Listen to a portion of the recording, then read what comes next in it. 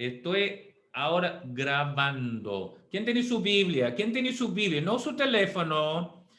No voy a poner los versículos. Yo voy a decir que la mayoría de los versículos hoy día va a estar en el mismo libro de Joel. Busquen su Biblia, el libro de Joel. El libro de Daniel, Oseas, Joel.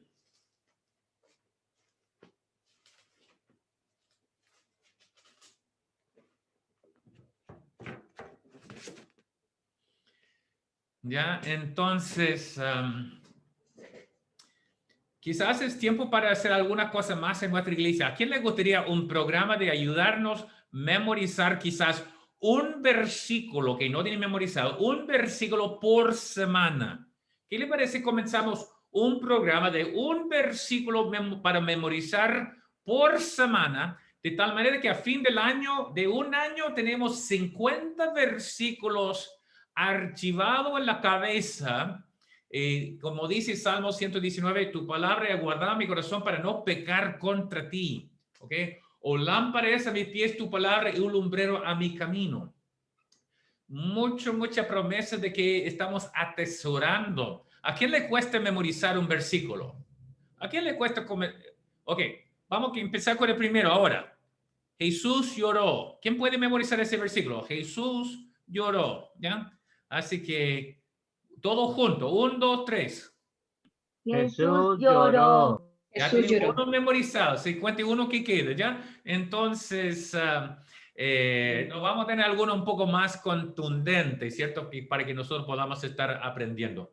Pero tengamos un momento de oración para la prédica de hoy día. Y yo pienso que voy a estar dando el versículo para comenzar el lunes. El lunes ya voy a poner un versículo para memorizar. Yo creo que va a ser Juan 1:1. En el principio era el verbo y el verbo era con Dios y el verbo era Dios. Y el verbo era Dios. Muy bien, gracias Miriam Balbontín. ¿Ya? Se estaba escuchando, perdone. Ya, no, está bien, estamos haciendo. Ahora, entonces, oremos. Padre, gracias por hoy día. Pedimos, Señor, que nos acompañe en el estudio de este libro chiquitito pero poderoso, potente, ese libro de Joel. Así que pedimos, Señor, que nos acompañe, nos enseñe, nos aplique y aún, Señor, que nos exige que nosotros seamos como lumbreros, como luces en este mundo tan oscuro. Gracias, Padre, en el nombre de tu Hijo amado Cristo Jesús. Amén. ¿Alguien conoce, alguien ha probado los brownies de mi esposa? ¿Alguien ha probado los brownies de mi esposa? El único problema cuando mi señora trae una cosa de brownies, cuando yo voy a buscar uno, no queda ninguno. Yo veo a toda la gente de la iglesia llevando los brownies de mi señora y no queda ni siquiera uno para el esposo, que hay, etcétera, para mi señora. Me hace acordar cuando mis hijos todavía vivían en mi casa, 4 hijos, y yo de repente traigo un pizza a la casa, ¿cierto? ¿Alguien ha visto más de un niño cuando llega un pizza y de repente... Y apenas si uno puede rescatar un trocito nomás de pizza, ¿cierto? Es como un enjambre de langostas. ¿Alguien ha tenido hijos que son como un enjambre de langostas que... y come que nada? Bueno, esto vamos a ver qué pasa cuando hay un verdadero enjambre de langostas. Joel 1, primero 15 versículos, déjame leerlo y ustedes siguen en su Biblia. Palabra de Jehová que vino a Joel, hijo de Petuel. Oíd esto, ancianos, y escuchad todos los moradores de la tierra. ¿Ha acontecido esto en vuestros días o en los días de vuestros padres? De esto contaréis a vuestros hijos y vuestros hijos a sus hijos y sus hijos a la otra generación. Lo que quedó de la oruga comió el saltón, lo que quedó del saltón comió el revoltón, y la langosta comió lo que del revoltón había quedado. Despertad borrachos y llorar, gemid todo lo que bebéis vino a causa del mosto, porque os es quitado de vuestra boca. Porque pueblo fuerte e innumerable subió a mi tierra. Sus dientes son dientes de león y sus muelas de león. Asoló mi vid, desconcertó mi higuera, de todo la desnudó, derribó sus ramas, quedaron blancas. Llora tú como joven vestido de cilicio por el marido de su juventud. Desapareció de la casa de Jehová la ofrenda y la libación. Los sacerdotes ministros de Jehová están de duelo. El campo está asolado, se enlutó la tierra porque el trigo fue destruido, se secó el mosto, se perdió el aceite. Confundidos labradores, gemí viñeros por el trigo y la cebada, porque se perdió la mies del campo. La vid está seca, pereció la higuera, el granado también, la palmera y en el manzano. Todos los árboles del campo se secaron, por lo cual se extinguió el gozo de los hijos de los hombres. Ceñíos, lamentad, sacerdote, gemid, ministro del altar, venid, dormir en silicio, ministro de mi Dios, porque quitada es de la casa de vuestro Dios la ofrenda y la libación. Proclamar ayuno, convocar asamblea, congregar a los ancianos, a todos los moradores de la tierra, la casa de Jehová, vuestro Dios, y clamar a Jehová. Ay del día, porque cercano está el día de Jehová. Vendrá como destrucción por el Todopoderoso. Ahora, ese es algo que quiere leer cuando necesita animarse, ¿cierto? ¿Alguien quiere animarse? Lee Joel capítulo 1, versículo 1 a 15. La verdad es que el tema de este libro es la diferencia entre el día del hombre versus el día de Jehová. Entonces, este mundo en que nosotros vivimos todavía estamos el día del hombre. El día del hombre significa que nuestro Dios soberano ha permitido que el hombre tomara sus decisiones. ¿Y cómo decisiones han tomado el mundo, el ser humano en lo que es el mundo secular?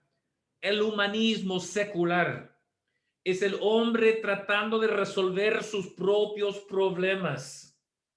Mira, hace poco escuchamos mucho sobre el calentamiento global. Ya no se escucha mucho. ¿Por qué? Porque el mundo ya está enfriando nuevamente.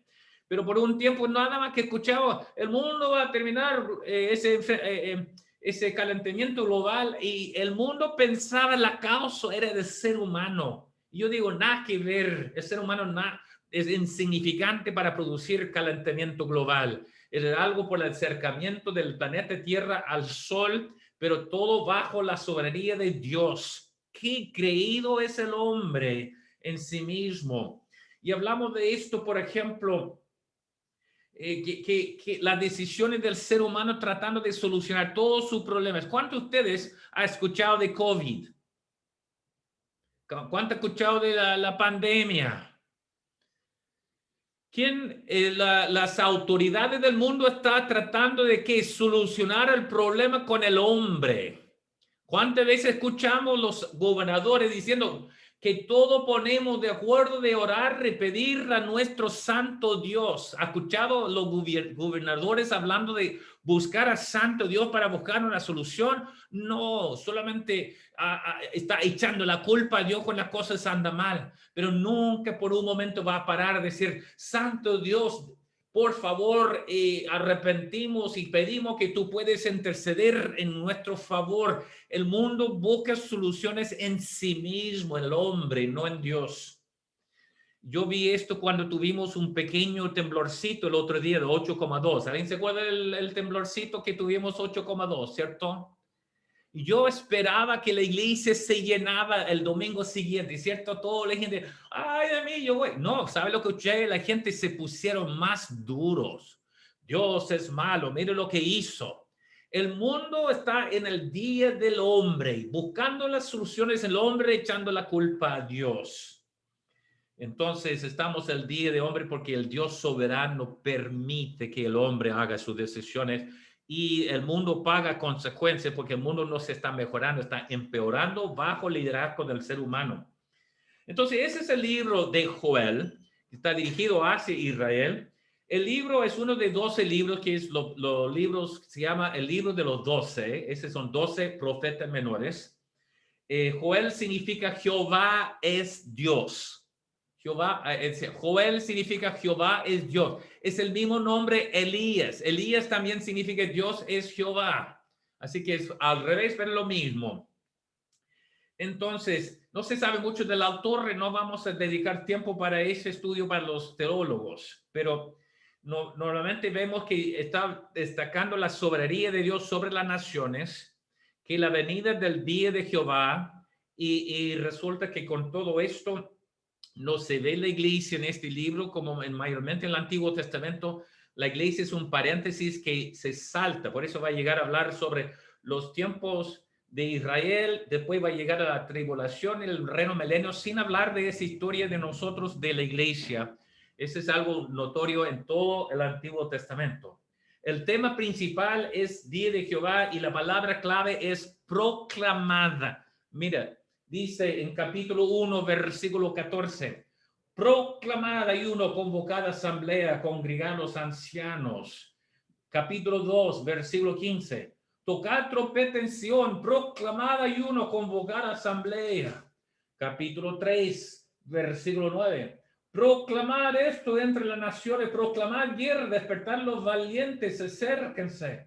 Así que, ¿qué es la palabra clave del libro, hermanos? Proclamad. ¿Ya? Ahora, vamos a ver primeramente 3 profecías. Y cada uno está más grave, más grave, más grave. Número 1, tenemos las profecías en el día de Jehová. Número 1 es una plaga de langostas. ¿Alguien visto en el pasaje que leemos? Está hablando de langostas, ¿sí o no? ¿Le gustan las langostas?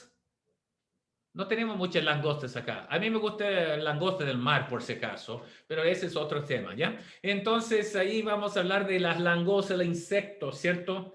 Y uno no hace ningún problema, ni 2 ni 5, pero 5.000 millones sí.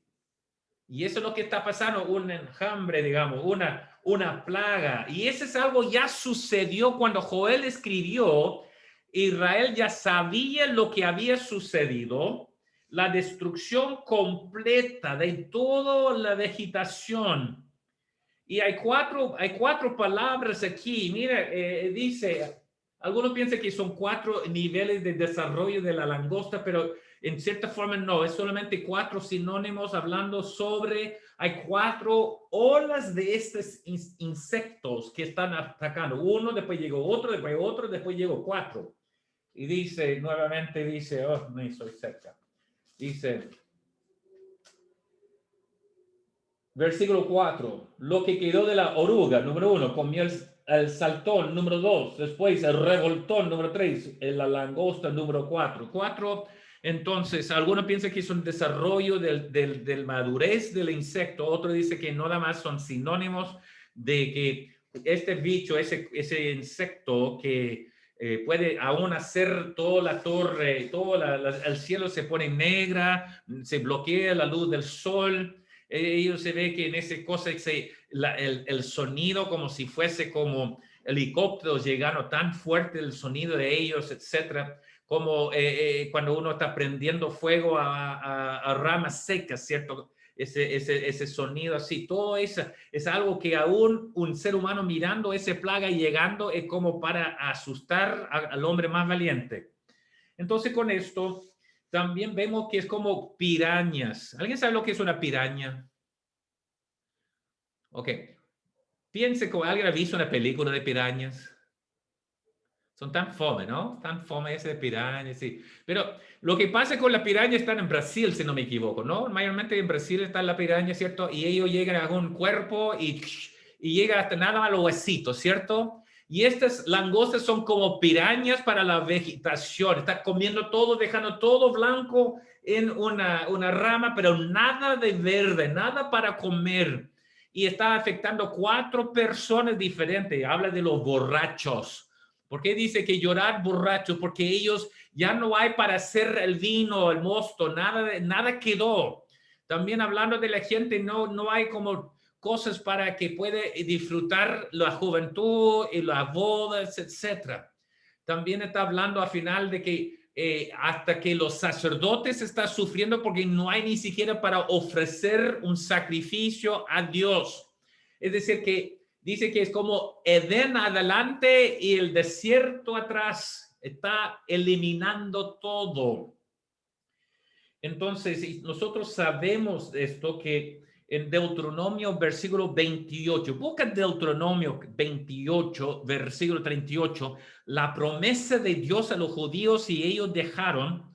Y vamos a ver que hay dos pecados en particular que han cometido los judíos. Uno es idolatría, dejando a Dios por dioses falsos. Y número dos, el maltrato de su prójimo, de violencia, de injusticia, de aprovechamiento, de homicidio. Entonces, dos pecados, idolatría y maltrato de su prójimo, que específicamente hablaba de los dos más grandes mandamientos, que son: mandamiento número 1, amarás a tu Dios con todo corazón, con toda tu fuerza, con toda tu mente, ¿cierto? Ese es el primero. Y amarás a tu prójimo como a ti mismo. Esos son los dos grandes mandamientos de cuelga toda la ley. ¿Y qué eran los pecados de los judíos? Idolatría. Está rompiendo el mandamiento número 1. Y también maltrata a su prójimo. Está rompiendo mandamiento número 2.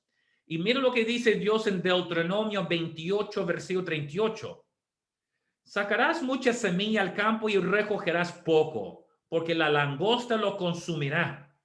Todo tu arboleada y el fruto de su tierra serán consumidos por la langosta. Versículo 42. En otra palabra, Dios era muy clarito. Haz caso a la ley porque hay consecuencias a la desobediencia.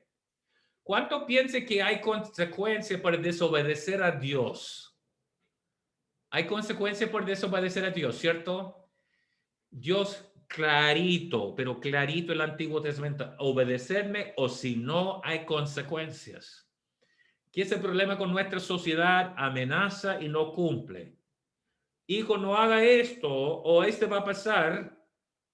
Y algo muy sencillo: hijo, si se porta mal, no hay ningún regalo para Navidad. ¿Y qué pasa? ¿Conoce un niño que durante la Navidad el papá dice, no hay regalo porque te portaste mal? No, igual recibe los regalos, igual recibe todo. Nadie cumple la palabra, pero Dios sí. Dios siempre cumple su palabra. Entonces, en ese sentido, cuando habla de la vid y la higuera, son símbolos de bendición de Dios sobre Israel, pero el símbolo de Israel en total, es decir, que toda la nación quedó absolutamente destruida. El problema es que la plaga de las langostas no era el fin de sus problemas, era el comienzo de los problemas. Capítulo 1, nuevamente, Joel. Capítulo 1, versículo 14, 15, entonces es la clave de la primera profecía. Proclamar ayuno, convocar asamblea, congregar a los ancianos y a todos los moradores de la tierra en la casa de Jehová, vuestro Dios, y clamar a Jehová. Ay del día, porque cercano está el día de Jehová, vendrá como destrucción por el Todopoderoso. 3 profecías. Número 1 es presente o pasado, otros futuro cercano y otros futuro largo o lejos. Así que la segunda profecía comienza en capítulo 2, versículo 1. ¿Ok? Tocad trompeta en Sión y dar alarma en mi santo monte. Tiemblan todos los moradores de la tierra porque viene el día de Jehová, porque está cercano. Día de tinieblas y de oscuridad, día de nube, de sombra. Como sobre los montes se extiende el alba, así vendrán un pueblo grande y fuerte. Semejante a él no lo hubo jamás, ni después de él lo habrá en años de muchas generaciones. Delante de él consumirá fuego, tras de él abrazará llama. Como el huerto de Edén será la tierra delante de él, detrás de él como desierto asolado, ni tampoco habrá quien de él escape, etc. Después va a tocar el tema como de nuevo como langostas, pero esta vez no son langostas humanas. La segunda profecía, capítulo 2, es la invasión de Israel por parte de Asiria. El pueblo de Asiria es el pueblo que era de capital Nínive, si se acuerda, Nínive. Asiria invadió, matando niños, matando mujeres, llevando cautivos, llevando lo mejor. Dice que ese ejército de Asiria, lo más grande, por muchas generaciones antes de llegar a ellos, era como Edén y después era como uno viajando de aquí a Tapica. Ni siquiera estoy hablando de Pica, está hablando del camino a Pica. ¿Cómo es el camino a Pica? Bonito, ¿cierto? Muy bonito, muy fructífero, muy verde. ¿Así es? No, es así, ¿cierto? Y eso es lo que dice que, imagínense si fuese el huerto de Edén donde está Adán y Eva, y después que pasen este ejército, está con el desierto, desnudo, completamente seco. Entonces, en ese sentido, aunque está comparando con una invasión de langostas que está subiendo los muros, entrando a las ventanas, como dice acá, está simbólicamente hablando del ejército de Asiria que va a entrar. Y ese sucedió el año 721 antes de Cristo. Asiria entró, invadió, destrozó a Israel, llevando el reino del norte a cautividad. Y ese es como un aumento de la prueba, porque al principio eran langostas, nada más lo verde. Después la segunda profecía es más grave, es toda la gente siendo llevado a extranjero. Entonces, en el sistema de juicio, normalmente alguien que sigue repitiendo la misma gravedad en sus cosas, cada vez el juez aplica la ley más fuerte. Y así es Dios. Al principio dice que si ustedes se arrepienten, no se preocupen, yo voy a mantener mi mano, pero si no me hace caso, ese de las langostas, nada en comparación a lo que viene. Y aquí encontramos entonces que dice en capítulo 2, versículo 12 y 13. Dice, por eso pues ahora dice Jehová, convertíos a mí con todo vuestro corazón, con ayuno, lloro, lamento, rascad vuestro corazón y no vuestros vestidos y convertíos a Jehová vuestro Dios. Ahí Dios está llamando la atención, está diciendo, por favor, hazme caso. Porque no va a ser bonito ese día, porque es un mini día de Jehová, porque Dios va a intervenir. La tercera profecía, capítulo 3, habla del juicio de Israel futuro largo, no futuro corto. Es decir, el ataque de Asiria, la invasión de Asiria, nada en comparación con lo que viene. Imagínense, langostas aquí, Asiria así, y la tribulación en el mundo con el anticristo va a ser muy grande. Y ese es capítulo 3. Tribulación y después al final el milenio. Capítulo 2, versículo 28. Capítulo 2, versículo 28 dice, después de esto derramaré mi espíritu sobre toda carne. Profetizarán vuestros hijos, vuestras hijas, vuestros ancianos soñarán sueños, vuestros jóvenes verán visiones. Y también sobre los siervos y sobre la sierva derramaré mi espíritu en aquellos días. Eso es lo que citó el apóstol Pedro en el día de Pentecostés. Pero una porción pequeña de lo que es la profecía acá. Porque el versículo 30 es en verdad lo que viene, que es la tribulación. Y esto es lo que nosotros llamamos el día de Jehová. El día de Jehová viene en la tribulación, dice versículo 30. Daré prodigios en el cielo, la tierra sangre, fuego, columna de humo. El sol se convertirá en tinieblas, la luna en sangre, antes que venga el día grande, espantoso de Jehová. Entonces después dice, todo aquel que invocar el nombre de Jehová será salvo, lo que citó Pablo en el libro de Romanos capítulo 10. Pero después está diciendo, versículo 2, capítulo 3, versículo 2. Reuniré a toda la nación y las haré descender al valle de Josafat. Ahí entraré en juicio con ellas a causa de mi pueblo. De Israel me heredar, a quien ellas esparcieron entre las naciones, repartieron mi tierra. Entonces nosotros vemos que está hablando ahora sobre la guerra de Armagedón, versículo 9. Proclamar esto entre las naciones, proclamar guerra, despertar los valientes, acérquense, vengan todos los hombres de guerra, forjad espada de vuestros asadones, lance de vuestras hoces, diga el débil, el fuerte soy. Oh, a propósito, esta canción que cantamos y dice el débil, fuerte soy, es tan afuera de contexto en la canción que lo que está diciendo acá, porque esa fuerza que dice que diga el débil, fuerte soy, está hablando de los guerreros del mundo que pónganse la valentía para entrar en el valle de la matanza, que es lo que nosotros llamamos en el Valle de Megido o la guerra de Armagedón. ¿Quién ha escuchado de la guerra Armagedón? La guerra Armagedón es la guerra que es más allá de la Primera Guerra Mundial y Segunda Guerra Mundial combinado en dos, no es nada en comparación con la Tercera Guerra Mundial que va a ser la guerra de Armagedón.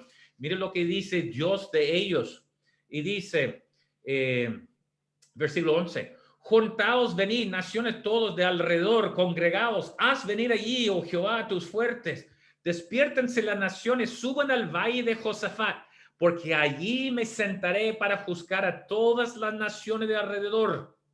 Echad la hoz, porque la mies está ya madura, venid, descended, porque el lagar está lleno, rebosa la cuba, porque mucha es la maldad de ellos, muchos pueblos en el valle de la decisión, porque cercano está el día de Jehová en el valle de la decisión.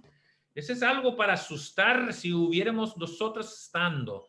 Gracias a Dios la iglesia no va a estar. Vamos a estar en la presencia del Señor, en el tribunal de Cristo, en la boda de la novia con Cristo, mientras que el mundo está ingresando en el tiempo de 7 años de tribulación. Si no fuese por los últimos 2 versículos o 3 versículos, 18 a 21, habla del reino milenio, sería un libro bastante sobrio, ¿no? Un libro bastante oscuro, un libro bastante amenazador. Ahora, el día de Jehová es oscuridad primeramente, después el día de Jehová llega hasta el reino milenio donde hay luz. Por tiempo ahora yo quiero dar algunas lecciones que podemos aprender de este libro que habla de sanciones de desobediencia, de cercano la plaga de langostas, futuro cercano para ellos la invasión de Asiria y también futuro largo plazo es los 7 años de tribulación, el anticristo, la persecución feroz, etc. Entonces, ¿qué podemos entender?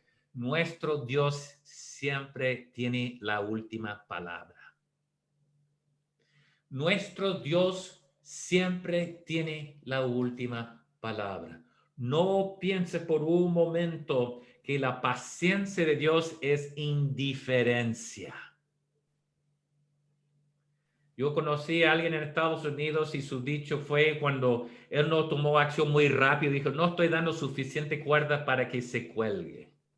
Es una expresión allá, es decir, que estoy dando suficiente tiempo para que haga su propio destino malo.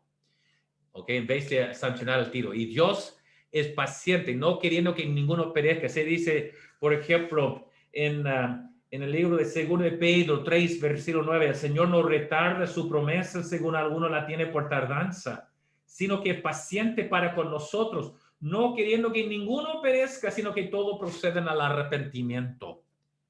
Pero resulta que después el versículo siguiente dice, 1000 años es como un día para el Señor.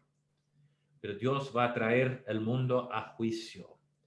Entonces, yo pensaría que esa pandemia, los terremotos, etcétera, estaría llamando la atención al mundo. Oigan, deja de seguir en este camino de humanismo, del Día del Hombre. Acérquense al Señor, conviértense no con ritos, no con autosacrificio. Hay que volver al Señor con un corazón quebrantado.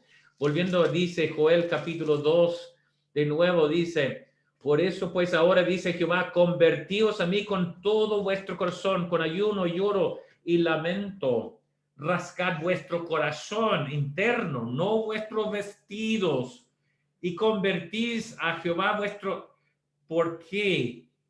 Porque otra cosa vemos en que a pesar de todo el juicio que llega, nuestro Dios es misericordioso.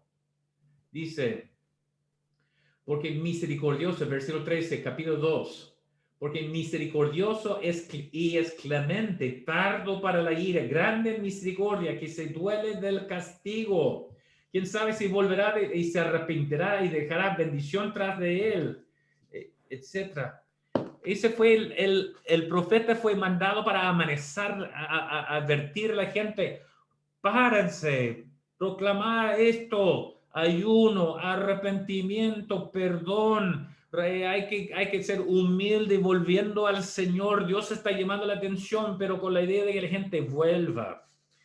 Entonces, todo sigue el plan como dice la Biblia. Los terremotos están aumentando. Vemos la maldad está creciendo, enfermedades en toda parte, hambruna y todo esto está sucediendo tal cual como dice antes que venga el Señor. Y la gente está diciendo, no, estas cosas naturales. No. Dios soberano es la última palabra. Entonces, con todo esto, el mundo piensa que está bien. Yo creo que, por ejemplo, mi mamá tenía más de 90 años y yo sabía, si yo voy a hacer algo con ella, más vale pronto, porque pronto nos va a dar la oportunidad. Este mundo está muy viejo ya. Este mundo ya está en mal camino ya. Lo que vas a hacer, hazlo. No tenemos el lujo de esperar mucho tiempo. Me hace acordar no sé, ni siquiera es un chiste, es como una anécdota, pero un hombre saltó de un edificio de 150 pisos. Y mientras que está cayendo alguien de una de las ventanas, como más o menos como piso 75, dice, ¿y cómo te va? Y él dice, hasta el momento todo bien, ¿cierto? Así que, no sé si entiendo lo que estoy diciendo, así que todos dicen, el mundo dice, todo bien, no sabiendo lo que viene. Si entiende lo que dije, levanto los dedos, entiendo lo que estoy diciendo con esa anécdota, ¿cierto? Ellos dicen, todo bien, ¿cierto? No, algo viene. Algo no va a poder parar. Entonces, ya vemos su gracia y su plan de llamar la atención. En el libro de Amós 4, versículo 9 dice, os herí con viento solano y con oruga, la langosta devoró vuestros huertos y vuestras viñas, vuestros higuerales y vuestros olivares, pero nunca volviste a mí, dice Jehová. Dios una y otra y otra y otra y otra y otra, profeta tras profeta, amenaza tras amenaza, castigo tras castigo, y ellos se pusieron más porfiados. ¿Alguien conoce a alguien porfiado? No estoy hablando de sus esposos. ¿Alguien conoce a alguien porfiado? El mundo es porfiado. Entonces, nosotros vemos que Dios está llamando que nosotros estemos volviendo. Otra lección para nosotros es no ser tan autosuficiente, hiperindependiente. No, yo no voy a pedir ayuda a nadie. Dios nos hizo para que fuésemos dependientes de Él, no independientes de Él. Tenía hijos y de repente, hijo necesita ayuda. No, papá, yo lo hago. Y un desastre. ¿Y por qué no me pediste ayuda? No, yo quiero hacerlo yo solo. No, para eso solo papás, ¿ya? Entonces, y eso es lo que yo veo. Es tiempo que nosotros estamos diciendo, no voy a ser como el día del hombre, yo voy a buscar la solución en mí o al ser humano. Busco la solución en Dios. Y Dios está con los brazos abiertos. Pida a mí y yo te daré cosas que nunca imaginaba. Pero pida a mí. Ese es el mensaje que Dios está diciendo a Israel. Busca a mí, no busca en sí mismo las cosas. Ellos no hicieron caso, pagaron las consecuencias. ¿Sabe por qué es rebeldía? ¿Sabe lo que es rebeldía? ¿Conoce un joven rebelde? ¿Alguien conoce un joven rebelde? ¿Sabe lo que es la rebeldía? Rebeldía tiene raíz en resentimiento. ¿Y por qué el joven es resentido contra la autoridad? Porque la autoridad no cumple su palabra. ¿Qué error? ¿Qué injusticia de prometer o amenazar y no cumplir? El resentimiento de la sociedad contra la autoridad porque la autoridad nunca cumple su palabra. Pero tengo noticias. Dios siempre cumple su promesa. Y Dios siempre cumple sus amenazas. Dios no hace amenazas vacías. Ese es el libro de Joel. Algo lindo puede ser porque habla de la llegada del Espíritu Santo, que era una pequeña parte. Yo creo que lo que está hablando de los hijos con visiones y sueños y el Espíritu Santo está hablando del tiempo de los 7 años de tribulación, cuando el Espíritu Santo va a estar trabajando adentro del pueblo de Israel. Pero había un pequeño vislumbre de eso el día de Pentecostés.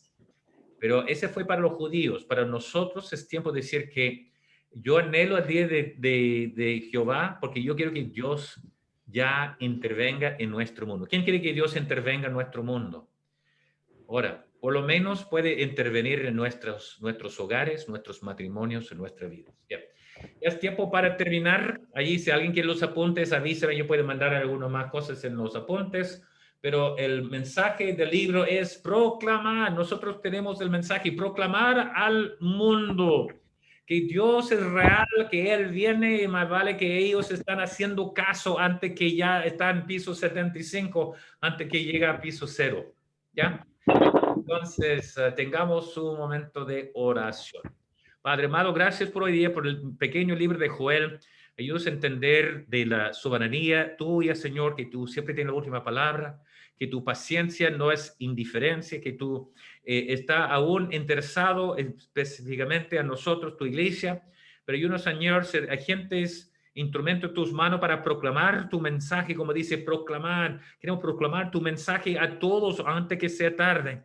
Y sabemos, Señor, de que tú eres la solución en todo problema que tenemos. Gracias, Padre, en el nombre de tu Hijo amado Cristo Jesús. Amén. Entonces, en capítulo 3 dice,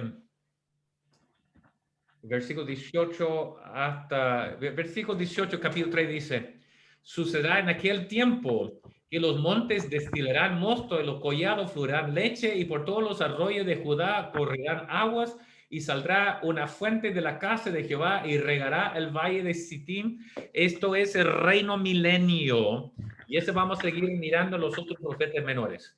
¿Aprendiste algo hoy día, alguien? ¿Aprendiste algo hoy día? ¿Ya? Ok. Ese me hace contento. Entonces ya son 8:35. Saquen sus silencios ahora. Así que ya vamos en este pequeño grupo que están en la prédica hoy día. Voy a parar la grabación ahora para que no estamos mirando todo esto.